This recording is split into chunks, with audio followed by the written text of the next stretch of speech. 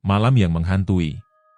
Di sebuah desa kecil yang terletak di pinggir hutan lebat, terdapat sebuah rumah tua yang ditinggalkan. Rumah itu terkenal sebagai tempat yang angker di kalangan penduduk desa.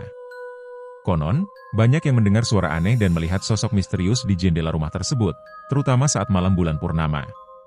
Salah satu penduduk desa, seorang pemuda bernama Andi, sangat tertarik dengan legenda tersebut. Ia selalu penasaran dan ingin membuktikan apakah cerita itu benar.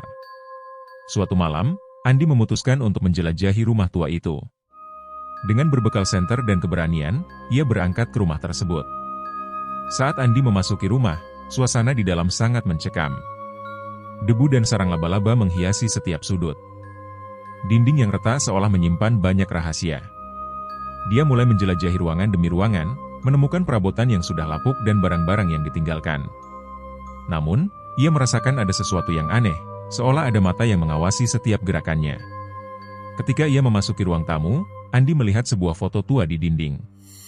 Dalam foto itu, terdapat sekelompok orang yang tampak bahagia, tetapi satu wajah di pojok kiri atas tampak buram dan menakutkan. Saat Andi mendekat, ia merasakan angin dingin berhembus di belakangnya, dan saat ia berbalik, tidak ada siapa-siapa. Malam semakin larut, dan Andi merasa terpaksa untuk keluar dari rumah. Namun, saat ia berbalik, pintu keluar tiba-tiba tertutup dengan keras. Dalam keadaan panik, Andi mencoba membuka pintu, tetapi seolah-olah ada kekuatan yang menahannya. Ia berlari menuju jendela, tetapi jendela itu juga terkunci rapat. Kepanikannya semakin meningkat ketika ia mendengar suara langkah kaki berat di atasnya. Andi menengadah ke langit-langit dan melihat bayangan hitam melintas dengan cepat. Tanpa pikir panjang, ia memutuskan untuk bersembunyi di bawah meja tua. Jantungnya berdebar kencang saat suara langkah itu semakin dekat.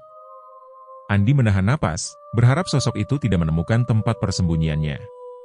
Setelah beberapa menit yang terasa seperti seabad, suara langkah itu berhenti.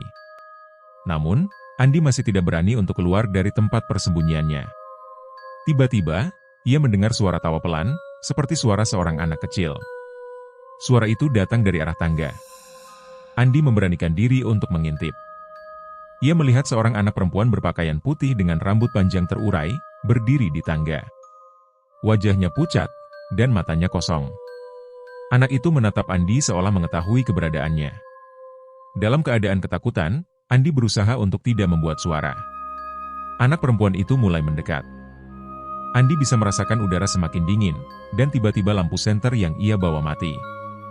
Dalam kegelapan, ia merasakan tangan dingin menyentuh lengannya. Ia terloncat dan berlari ke arah pintu, berusaha membuka kunci dengan panik. Namun, pintu tetap terkunci. Andi berteriak minta tolong, tetapi suaranya hanya teredam oleh kesunyian malam. Dalam ketakutan, ia meraba-raba dinding untuk mencari jalan keluar. Tiba-tiba, ia mendengar suara anak perempuan itu kembali. Kenapa kamu datang ke sini?" Andi terkejut. Dia tahu bahwa dia harus menemukan jalan keluar, tetapi saat itu ia hanya bisa menjawab dengan gemetar, "Aku hanya ingin melihat." "Melihat apa?" Tanya anak itu lagi, suaranya terdengar lebih menakutkan. "Melihat apakah cerita itu benar?" Andi menjawab dengan suara yang hampir tidak terdengar. "Cerita itu benar, dan sekarang kamu sudah terjebak," jawab anak perempuan itu sambil tersenyum sinis. Tanpa diduga, Andi menemukan sebuah pintu kecil di samping dinding. Dengan cepat, ia membuka pintu itu dan melarikan diri ke arah hutan. Namun, saat ia berlari, Andi merasakan sesuatu mengejarnya. Suara tawa anak itu terus mengikutinya, membuatnya semakin ketakutan. Setelah berlari sejauh mungkin, Andi tiba di pinggir hutan dan berhenti untuk bernafas. Ia menoleh ke belakang, tetapi tidak ada apa-apa.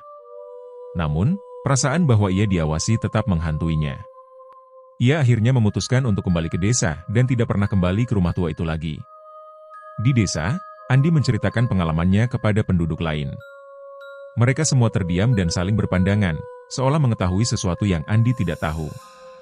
Salah satu penduduk tua, Pak Budi, kemudian berkata, "Kau bukan orang pertama yang masuk ke rumah itu. Banyak yang tidak pernah kembali." Andi merasa gemetar. Ia menyadari bahwa rumah tua itu bukan sekadar legenda. Sesuatu yang gelap dan menyeramkan benar-benar ada di dalamnya.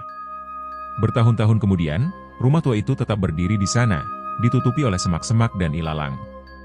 Namun, setiap kali ada malam bulan purnama, suara tawa anak kecil masih bisa terdengar di sekitar desa, memperingatkan semua orang untuk tidak mendekati tempat itu. Andi tahu bahwa ia telah berhasil keluar, tetapi kenangan akan malam yang menghantuinya akan selamanya terukir dalam ingatannya, dan rasa takut akan rumah tua itu tidak akan pernah hilang.